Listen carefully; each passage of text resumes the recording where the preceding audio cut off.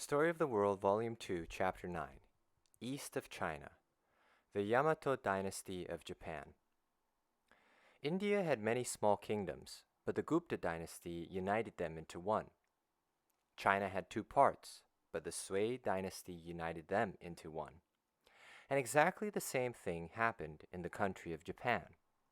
The dynasty that united Japan was called the Yamato dynasty.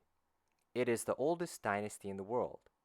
The first Yamato emperor ruled in Japan almost 2,000 years ago, and a Yamato emperor is still on the Japanese throne today.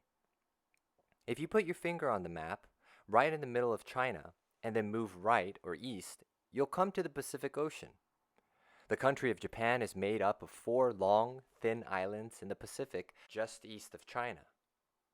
Japan isn't very wide, but it's so long that there are frozen plains of snow at the north end of the island, and coral reefs and warm, sunny beaches at the south end. The four big islands that make up Japan have almost 4,000 small islands all around them. At first, Japan was ruled by many different clans or families. Each clan had its own territory and its own government. But one clan in the middle of Japan, the Yamato clan, grew stronger than all the rest. The Yamato leaders conquered all the other clans one by one. It took over 200 years. But finally, the Yamato leaders called themselves the emperors of Japan. The Yamato emperors told stories to prove that they deserved to rule over Japan. These stories announced that the Yamato emperors were living gods, descendants of Amaterasu, sun goddess. Here's one of those legends. In the beginning, the world was full of sky spirits who created the islands of Japan. These spirits had children of their own. The strongest and most beautiful of the daughters was Amaterasu. Amaterasu was given the entire sky to rule over, but her brother, Susanoo, who had been given the sea, was jealous. "The sky is larger than the sea," he complained, so he mounted a war against Amaterasu to throw her out of the sky. But he lost the fight and had to flee from the sky down to earth. He ran until he was weary and had to rest by a stream. As he rested, he saw a pair of chopsticks drifting by him on the current. "There must be people around here," he exclaimed, and he set off upstream to find them. Soon he heard weeping and wailing. Just around the bend in the stream, he saw an old woman, an old man, and a beautiful young girl on the shore. All three were mourning. "What's the matter?" Susanoo asked. "An evil serpent with 8 heads has come to our land," the old man wept. "Every year for the past 7 years he has eaten one of our daughters. We had 8 daughters, but all have been eaten except for our youngest. And today the serpent will come and eat her as well." Susanoo looked at the beautiful girl and fell in love with her at once.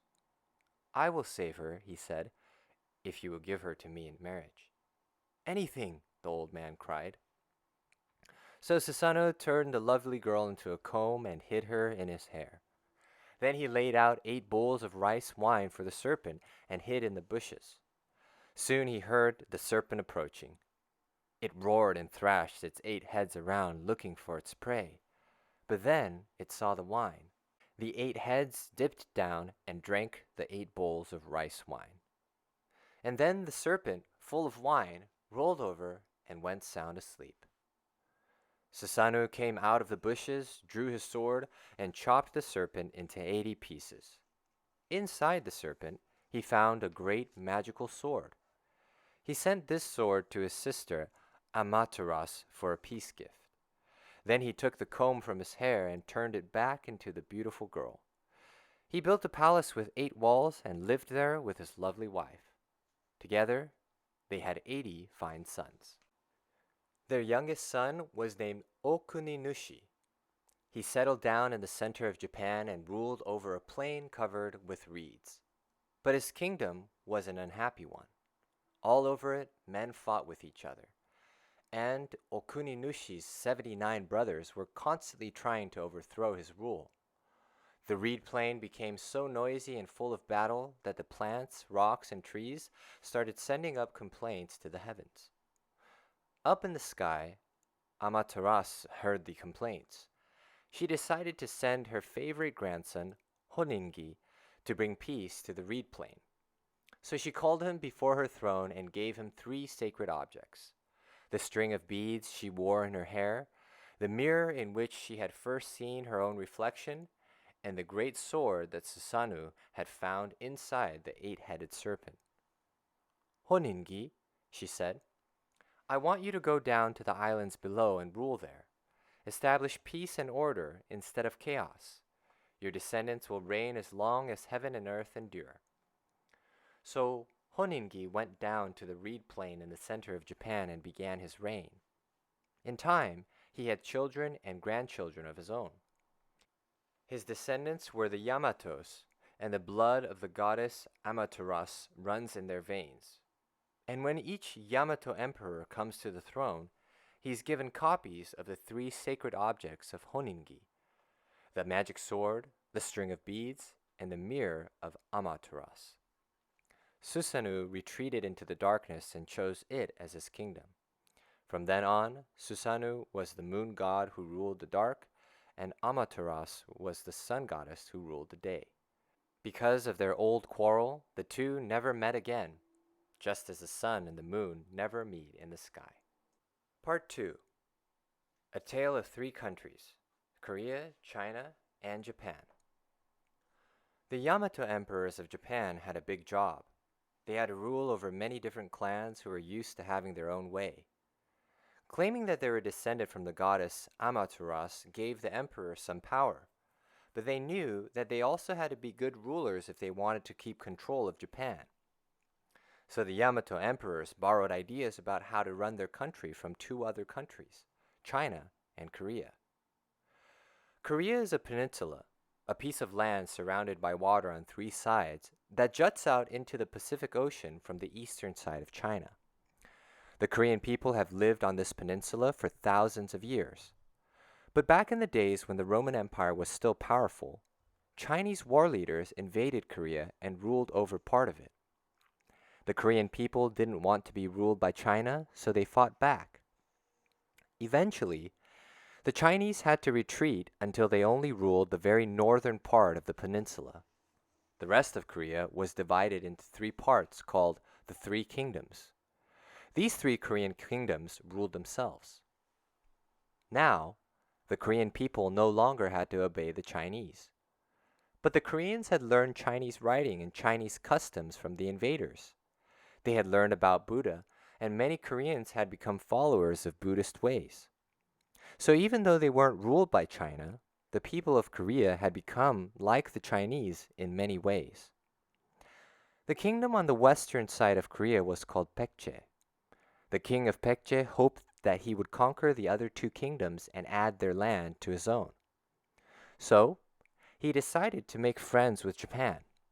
After all, Japan was right across the water, and the armies of Japan could help the kingdom of Baekje become stronger than the other kingdoms of Korea. So the king of Baekje sent members of his court across to the island of Japan. We'd like to be friends, he said, and if we decide to fight with our neighbors, we'd like you to come and fight on our side.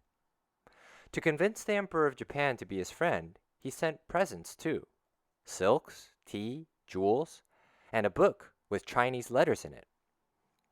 The Japanese court liked the silks, tea, and jewels, but they had never before seen a book with Chinese letters in it. They were fascinated by these letters. The emperor sent a message back across the water to Korea. I want my son, the prince, to learn how to read and write these letters, he said. Can you send someone to teach him? The king of Baekje agreed. According to ancient stories, he sent the prince a tutor named Wani. Wani taught the prince how to read and write Chinese letters. Soon, the whole court learned how to read and write in Chinese. The Koreans also taught the Japanese about the Buddha. Soon, many people in Japan became Buddhists as well. Japanese emperors gave their noblemen titles that were like Korean titles. They kept their chronicles and their court records in Chinese characters, just like the Korean court did. Soon, all of the important people in the Japanese court spoke Chinese.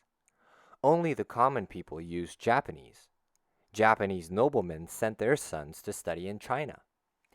These young men came back to Japan with Chinese ideas, Chinese games, and even Chinese hairdos. New cities in Japan were laid out just like Chinese cities. Korea and Japan copied many things from the Chinese. But that didn't keep China from wanting to rule over Korean and Japanese land. And although it was difficult for the Chinese army to march into Japan because of the water that lay between China and the Japanese coast, it was much easier for China to invade Korea. During the Tang Dynasty, the Chinese marched back into Korea again. They wiped out the Baekje kingdom. And although the people of the other kingdoms eventually drove the Chinese soldiers back out of their country, it took them 6 long years of difficult fighting. Japan saw what had happened to Korea and didn't want to be next. The Japanese enjoyed many of the Chinese customs, but they didn't want to become Chinese. They only wanted to be equals. The Japanese called themselves the land of the rising sun, and China the land of the setting sun. This was their way of saying that Japan was just as important as China. But it was very difficult to be equal with a country as large as China. China was like a big old beech tree with beautiful leaves and long shady limbs. A huge beech tree casts so much shade that other plants can't grow beneath it. The tree chokes out all smaller trees. The Japanese felt a little bit like a small pine trying to grow underneath a huge sprawling beech. So, 400 years after the Yamato prince learned how to write in Chinese, the Yamato emperor broke off all ties with China. Japan would no longer send its young men to China. Instead, the Japanese began to write, to paint, to dress, and to think in their own unique Japanese way.